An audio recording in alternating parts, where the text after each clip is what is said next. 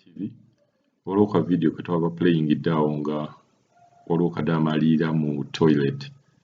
Kigambibwa nti no bakadaama waliwo bakadaama abaliira mu toilet nga ye time oba ye chance gye bafuna okubeera nga balya ku bintu bye bamugaana okulya owaka ng'ate naye yali byetaaze ebintu nga fruits, ebintu nga waliwo biscuits, ebintu nga yogurt, nti waliwo amaka gwe bagamba nti ebyo ebintu birya by'abaana oba byaffe ate nga Kadaama naye ayagala okubirya. Chance Kadaama gy'akozesa oluusi ddala nga mama tava waka ayina kugenda mu toilet kubeera ng'alya ku kintu ekyo.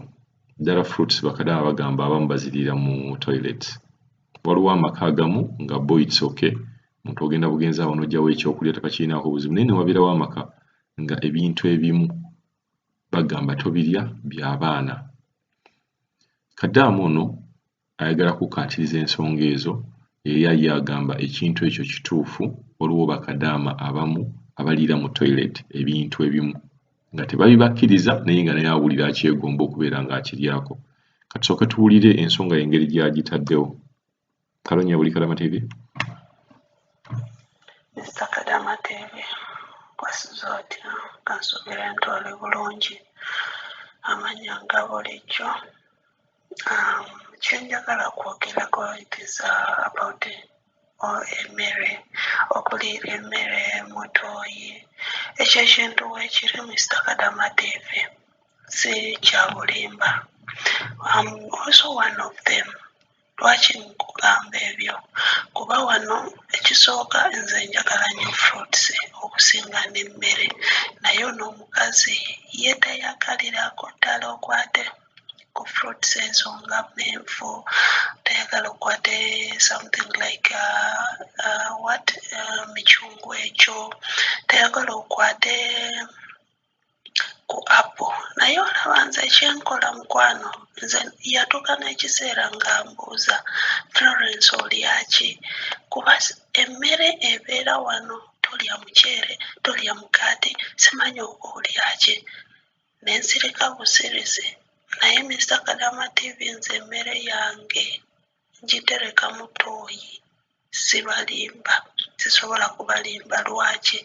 Kuba bw'obanga baakaleeta engeri ye gy'atayagala ntoole, bw'obanga baakaleeta ng'ekyali nnyingi, emicungwa egyo ntoolako emicungwa ng'ebiri oba 3 oba 5 ne nziteeka mu kaveera, ne ntoolako apple nga 5 ne nziteeka mu kaveera, ne ntoolako amenvu nga gundi nga 4 oba 6 ne nziteeka mu kaveera.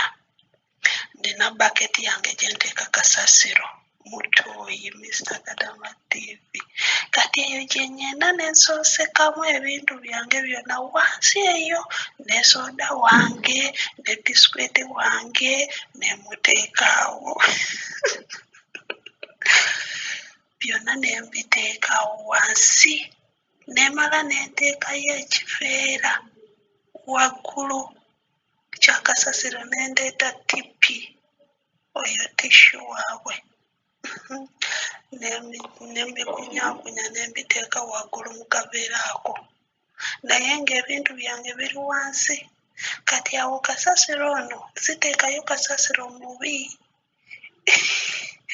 naye nga tissue ezo ze zibeeramu ne nzigyayo n'olugoye olufuufu ne ndusalaasala ne ndusuula awo, naye ng'ebyokulya biri wansi.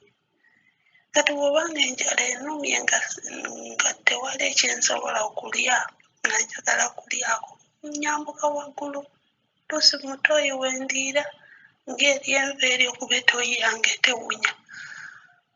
Nze kennyini nze ngikozesa tewunyamu. Kati bathroom weeri awo wennyini wenjoleza n'engoye weewaawo wennyini wentereka emmere yange weewali engoye zange wenjoza engoye, kati awo ebeera tewunya, njoza buli lunaku, ebeera kiriini. Nga lwaki siterekayo mmere? Bano abantu leka nkubulire olina okukozesa amagezi okulya wano.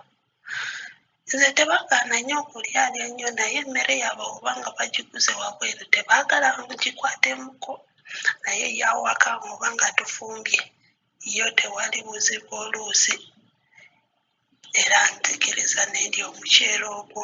Macaroni weziri wano si bantu bakulya macaroni, kati nze njagala nnyo macaroni. Ngafumba oba nga agenze ku ssomero ntoolako gundi emu macaroni kyemanyi ng'emala, nentoolako ne mixingako ne potatoes, ezo Irish potatoes, nentoolako emu nemusalasala n'ennyaanya nentokosa. Kati agenda kukomawo nga nze nakuseda emmere eri mu fridge ng'eri awo, kati agenda kubuuza obanga olunaku lwesaagadde macaroni lwengenda nentoola eryo omuceere, kuba amanyi ajja kwebuuza nnyo ono omuwala ali ati. Nentoolako eyo nendya. Naye Mr. Kadama TV kankubulira ebintu by'okutereka emmere mutooyi nze kamwa kaogera I do it, nkikola kuba ono omukazi naye mu byokulya si mwangu, yeekoza bwekoza. Naye olunaku lumu namuwulira ng'ayogera n'abaana be nti Florence muno tulina okumugamba bugambi nti oba bamanyi nze ensiri emmere eyokya erimu kamulali, kati obanga baleese emmere yaabwe yowabweru nga tebaagala ndye baŋŋamba nti eyokya erimu kamulali, naye nga nedda babeera balimba kuba nze mbeera mpulira olulimi lwabwe nduwulira.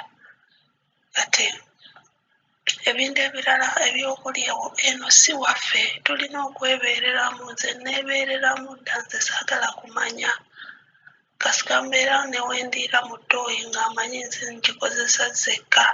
Ate bino ebintu bikolera nnyo ku baana abawala abali mu mayumba amanene, naye bano abalina emizigo apartment tebibakolera bambi, kuba nze nali nakolerako Ejjidda, kati ndi Riyadh. Nakolerako Ejjidda nga wali baaba wafu, wali wafu nnyo nnyo nnyo nnyo, nenzalawo nenvaayo neŋŋamba nti sikaakukola. Era ne banzizayo mu ofiisi, olunaku lwe banzizayo mu ofiisi olwo lwennyini namaliriza something like 1 hour nenfuna ono gwendi naakati ndi mu Riyadh. So nze n'oluusi wali ebintu ebirala kale byeŋŋamba nti byo bisobokera ddala tebibeera katemba Mr. Kadama TV, naye nga nze kamwa koogera mbikola kuba nze njagala nnyo fruits. Kati nze togenda kuŋŋaana oluusi wabanga omusajja yaleese ebintu nga mukazi yagenzeeyo amenvago obanga baleese ebiwago 3 nze ntoolako limu. Waliyo olunaku lwe yansisinkana nga ndikutte nambuuza ekyo kiki, neŋŋamba nze ntwala eyo waggulu mu kiyungu ekya waggulu. Aŋŋamba kale nantwalira ddala zaalimu 7, natwala paka wange mutooyi ne zibeera eyo.